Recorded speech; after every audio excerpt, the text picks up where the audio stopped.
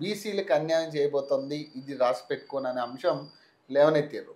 So ఇప్పుడు అదే continue అవుతా ఉంది కదా 17% బీసీలని నేను ఇది చేయడం అనేది. నేను బీసీ మోర్చాకి రాష్ట్ర అధికార ప్రతినిధిగా ఉండి బీసీలను రిప్రజెంట్ చేస్తూ బీసీలకు రావాల్సినటువంటి హక్కులు, రాజ్యాధికారము, పాలనలో భాగస్వామ్యం గురించి నేను అనేక సందర్భాల్లో అనేక చర్చా కార్యక్రమాల్లో వేదికల్లో మాట్లాడాను.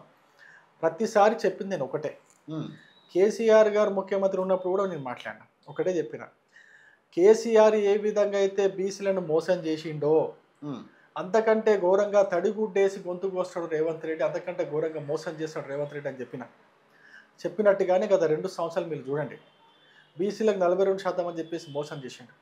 సర్పంచ్ ఎలక్షన్లో 42% చెప్పండి 17%కే కుదించేసిండు. అంతేకాకుండా బీసీల యొక్క ఏదైతే 1,00,000 కోట్ల రూపాయలు సప్లాన్కి బడ్జెట్ పెడతానాడో 2 సంవత్సరాలు అయింది పవన్. 2 సంవత్సరాల్లో దాదాపు 20,000 చొప్పున 40,000 కోట్ల రూపాయలు బీసీల కోసం ఖర్చు చేయాలి. ఎంత ఖర్చు చేసిండు ఒక్కసారి అడుగు, ఎంత ఖర్చు చేసిండు? నేను చెప్పిన ఈయన ₹1 కూడా ఖర్చు చేయడు. పెడితే ఒక 1,000 కోట్లు 2,000 కోట్లు బడ్జెట్లో పెడతాడు. ఆ 20,000 కోట్లు మర్చిపోండి, 20,000 కోట్లు సంవత్సరానికి రావు. పెడితే 1,000 2,000 కోట్లు అవి కూడా ఖర్చు కావు, ఎందుకంటే పైసలు లేవు.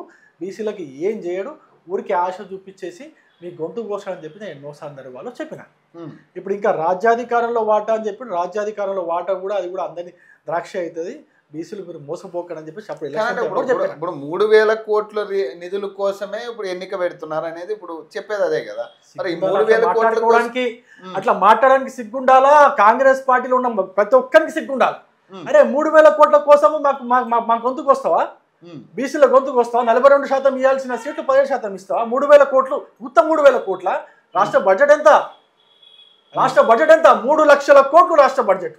3 లక్షల కోట్లలో 3,000 కోట్ల ఎంత పవన్? 1%. ఆ 3 లక్షల కోట్లలో నువ్వు 1% తీసి బీసీల కోసం నువ్వు ఖర్చు చేయలేవా? రిజర్వేషన్ ఆపి పెట్టుకోలేవా? 42% రిజర్వేషన్ వచ్చేంత వరకు నువ్వు ఆపలేవా ఎలక్షన్స్? బీసీ సంఘాలు ఏం కోరుతున్నాయి? ఈ రాష్ట్రంలో ఉన్నటువంటి బీసీ సంఘాలు ఒకటే కోరుతున్నాయి, 3,000 కోట్ల కోసం చూడకు. ఈ రాష్ట్ర బడ్జెట్ 3 లక్షల కోట్లు ఉండేది, దాంట్లో 1% తీస్తే ఆ డబ్బే కాదు అది. నువ్వు ముందు రిజర్వేషన్ కోసం కొట్లాడు, రిజర్వేషన్ మాకు ఇవ్వు, రిజర్వేషన్ ఇచ్చిన తర్వాత సర్పంచ్ ఎలక్షన్స్ పెట్టని బీసీ సంఘాలు ఈ రాష్ట్రంలో కొట్లాడుతుంటే సిగ్గు లేకుండా 3,000 కోట్లు పోతాయని చెప్పి చెప్తావా? 3,000 కోట్లు పోతాయి. 3 లక్షల కోట్ల బడ్జెట్ పెట్టుకొని రాష్ట్రానికి 3,000 కోట్లు ఒక లెక్కనా? నీకు సిగ్గుండాలి కదా లెక్కలు చెప్పడానికైనా?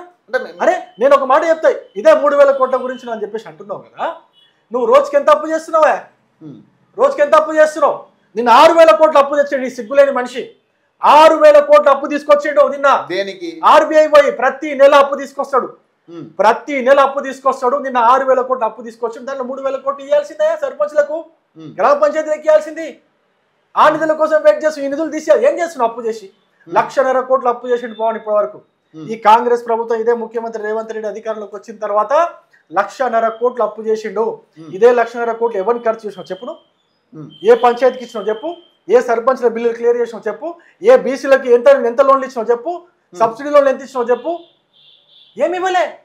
అన్ని దొంగ మాటలు, జూటా మాటలు నేర్చుకొని ఏదో డబ్బులు వస్తుందని చెప్పేసి ఏదో అది కారణం చూపించి అది చేసిన, అది కారణం కానే కాదు. బీసీలను మోసం చేయడమే ఒక ముఖ్య ఉద్దేశము. అంటే మీరు 17% సక్రమంగా జరుగుతుందని అనుకుంటున్నారా? ఇప్పుడు 17% అమలు జరుగుతుంది. ఆ వ్యవస్థ గురించి, ఆ సిస్టమ్ గురించి నేను మాట్లాడకపోతేనే బెస్ట్. నేను మాట్లాడితే ఇంకా గలీజ్ మాటలు తిడతా. అంటే అమలు అవుతుందా? నేనేమంటున్నా ఒక మాట చెప్తా. సంగారెడ్డిలో ఒక ఊరు ఎగ్జాంపుల్, 617 సంగారెడ్డి జిల్లాలో 617 గ్రామ పంచాయతీలు, అందులో బీసీలకు రిజర్వ్ అయిన 117 సంగారెడ్డిలో. అదేమన్నా గిరిజన ఏరియానా? కాదు కదా. ఏమైనా నోటిఫికేషన్ ఉందా? ఇప్పుడు మామూలుగా 12,000 గ్రామాల్లో 10,000 గ్రామాలకు రిజర్వేషన్లు వస్తాయి, మిగతా నోటిఫికేషన్లు ఉంటాయి. సంగారెడ్డి అనేది గిరిజన ప్రాంతం కాదు. 600 గ్రామాలు ఉంటే కేవలం 117 గ్రామాలు ఎట్లా రిజర్వ్ అవుతాయి? ఎంత పర్సెంటేజ్ వస్తుంది? కేవలం 16% వస్తుంది. 16% ఇస్తే దాని అర్థం ఏంటి? 17 కూడా కాదు. అరే 17 కూడా కాదు, 16% వస్తుంది, 16.8 వస్తుంది. అరే అంతా కూడా ఆ లెక్కలు కూడా చూసుకోలేనటువంటి ముఖ్యమంత్రి పాలనకు అర్హుడా? ఈ ప్రభుత్వాన్ని పాలించేంత కెపాసిటీ, అర్హత ఈ ముఖ్యమంత్రికి ఉన్నదా నేను ప్రశ్నిస్తున్నా. లేదు. ఒక చిన్న లెక్కలు చూసుకోలేని అసలు ముఖ్యమంత్రి, అసలు ఆ ముఖ్యమంత్రి స్థానానికి తను పెద్దగా భారం కాదు. కొన్ని ఊర్లు ఉన్నాయి ఖమ్మం భద్రాద్రి కూడా కొత్తగూడెం జిల్లాలో ఒక బీసీలు ఉంటారు, ఊరు నిండా బీసీలు ఉన్నారు, ఊరు మొత్తం బీసీలు ఉన్నారు, వేరే వాళ్ళకి రిజర్వ్ అయింది. అంటే నేనేమంటున్నా, వీళ్ళకు పాలన రాదు, పట్టించుకోరు, అస్తవ్యస్తంగా ఉంటుంది, ఏ సిస్టమ్ ఫాలో గారు, ఏ రూల్స్ ఫాలో గారు. ఇంకొక విషయం కూడా నాకు నిన్న గుర్తుకొచ్చింది. ముఖ్యమంత్రి ఢిల్లీ పోతున్నా, ఢిల్లీ పోయి మోడీని అడుగుతా, బుల్లెట్ ట్రైన్ తెస్తా, అది తెస్తా, ఇది తెస్తా అని చెప్పాడు. సిగ్గులేని ముఖ్యమంత్రి, నువ్వు మెట్రో రైల్ రాలేదు, మెట్రో రైల్కి కేంద్రం పైసలు ఇస్తలేదు అంటున్నావు కదా, మెట్రో రైలుకు నువ్వు ఎల్ఎన్టీ నుంచి కొనుక్కున్నావు కదా, సెటిల్ అయిందా? 14,000 కోట్లు ఏమో ఇస్తాను, అది సెటిల్ చేసినావా ఎల్ఎన్టీకి? నెక్స్ట్ ఏ కంపెనీతో నువ్వు పెడుతున్నావు, ఏ కంపెనీతో కట్టిస్తున్నావు మెట్రో రైల్ చెప్పాలి కదా గవర్నమెంట్కి, సెంట్రల్ గవర్నమెంట్కి, కేంద్ర ప్రభుత్వం చెప్తే కదా అప్పుడు కేంద్ర ప్రభుత్వం నీకు నిధులు ఇస్తుంది. సిగ్గు దానికి అసలు ఫార్మర్ చదువుకున్నావా, నీ కింద అధికారులకైనా కరెక్ట్ డైరెక్షన్ ఇవ్వవా? ఇంకోటి ఏం చెప్పిండు, RRR గురించి చెప్పిండు. RRR గురించి ఇప్పటికే భూసేకరణ కోసము అసలు సెంట్రల్ గవర్నమెంట్ ఇవ్వదు, కేంద్ర ప్రభుత్వం ఇవ్వదు భూసేకరణ గురించి. అయినప్పటికీ కూడా భూసేకరణ కోసము 4,000 కోట్ల రూపాయలు కేంద్ర ప్రభుత్వం ఒప్పుకొని 500 కోట్ల రూపాయలు ఆల్రెడీ డిపాజిట్ పెట్టింది. 500 కోట్ల రూపాయలు రాష్ట్ర ప్రభుత్వ ఖజానాలో డిపాజిట్ చేసి పెడితే భూసేకరణ చేయడానికి చేతగానటువంటి ముఖ్యమంత్రి మళ్ళీ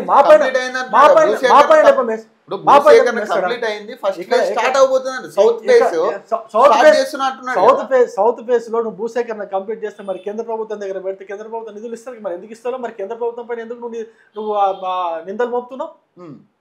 కేంద్ర ప్రభుత్వం డబ్బే కదా. అయ్యింది అనుకుందాం, దాని డబ్బులు ఎవరు ఇచ్చారు అంటున్నా. 4,000 కోట్లు కేంద్ర ప్రభుత్వం ఇచ్చిందబ్బా. నువ్వు ఎవరని అడుగు. RRR కోసము సౌత్ రీజన్ లో భూసేకరణ కోసము 4,000 కోట్ల రూపాయలు కేంద్ర ప్రభుత్వం ఆమోదించింది. అందులో 500 కోట్ల రూపాయలు అడ్వాన్స్ ఇచ్చేసింది. దాంతో భూసేకరణ చేసి ఉంటే అది ఎవరికి క్రెడిట్ ఇవ్వాలా? కేంద్ర ప్రభుత్వానికి, మోడీ గారికి, కేంద్ర ప్రభుత్వానికి, మా కిషన్ రెడ్డి గారికి ఇవాళ క్రెడిట్. నువ్వు నోరు తెరిస్తే కిషన్ రెడ్డి అడ్డం పడుతున్నాడు, కిషన్ రెడ్డి అడ్డం పడుతున్నాడు మాట సిగ్గుండాలి మాట్లాడాలి. నేనేమంటున్నా, రైతులు యాక్సెప్ట్ చేయట్లే కదా RRR, దానికి వ్యతిరేకిస్తా ఉన్నారు కదా రైతులందరూ కూడా. మా భూములు పోతున్నాయి, మేము ఇవ్వమంటున్నారు కదా. అది కేంద్ర ప్రభుత్వం సబ్జెక్ట్ కాదు. నేను కేంద్ర ప్రభుత్వం సబ్జెక్ట్ కాదు, రైతులు యాక్సెప్ట్ చేయాలి. రాష్ట్ర ప్రభుత్వం బాధ్యత ఏంటంటే, ఏదైనా కేంద్ర ప్రభుత్వం ద్వారా జరుగుతున్నటువంటి ప్రాజెక్టుకి రాష్ట్ర ప్రభుత్వం భూమి సేకరించి ఇవ్వాలి. ఆ భూమి సేకరించడానికి రాష్ట్ర ప్రభుత్వం డబ్బులు సగం రాష్ట్ర ప్రభుత్వం పెట్టుకోవచ్చు, సగం కేంద్ర ప్రభుత్వం పెట్టుకోవచ్చు, లేదా మొత్తం రాష్ట్ర ప్రభుత్వం పెట్టుకోవచ్చు, లేదా మొత్తం కేంద్ర ప్రభుత్వం పెట్టుకోవచ్చు. ఇట్లాంటి అడ్జస్ట్మెంట్స్ ఉంటుంది. భూసేకరణ చేయాల్సినటువంటి బాధ్యత మీదైనప్పుడు, మీరు సరిగా పనిచేయనప్పుడు, రైతులకు కావాల్సినటువంటి నష్టపరిహారం ఇవ్వాల్సినంత నష్టపరిహారం ఇవ్వనప్పుడు, నువ్వేమో కేంద్ర ప్రభుత్వం పైన నెపం మోపుతుంటే, కేంద్ర ప్రభుత్వం పైన నువ్వు అభండాలు వేస్తుంటే మేము చూసుకుంటూ కూర్చోవాలన్నా? నీ పాలనలో జరుగుతున్నటువంటి ఫాలో కానటువంటి రూల్స్ ప్రొసీజర్స్ ఫాలో కాకుండా రైతులకు నష్టం చేసుకుంటా ఉంటూ, నీకు కావాల్సినటువంటి అలైన్మెంట్ మార్చుకుంటా, మనకు కావాల్సిన అంటే రేవంత్ రెడ్డి కావాల్సిన వాళ్ళ భూములు ఉన్నాయని చెప్పేసి దాన్ని డిలే చేసుకుంటూ, నువ్వు డిలే చేసి కేంద్రం పైన నువ్వు అభండాలు ఇస్తావా? ఎంత ధైర్యం నీకు? తెలియదు అనుకుంటున్నావా? ప్రజలకు తెలియదు అనుకుంటున్నావా? అలాంటి వాళ్ళు తెలియదు అనుకుంటున్నావా? ఏదో మైకులు పట్టుకొని ఏదో మాట్లాడేస్తే ఏది పడితే అది మాట్లాడితే ప్రజలు నమ్ముతారు అనుకుంటున్నావా?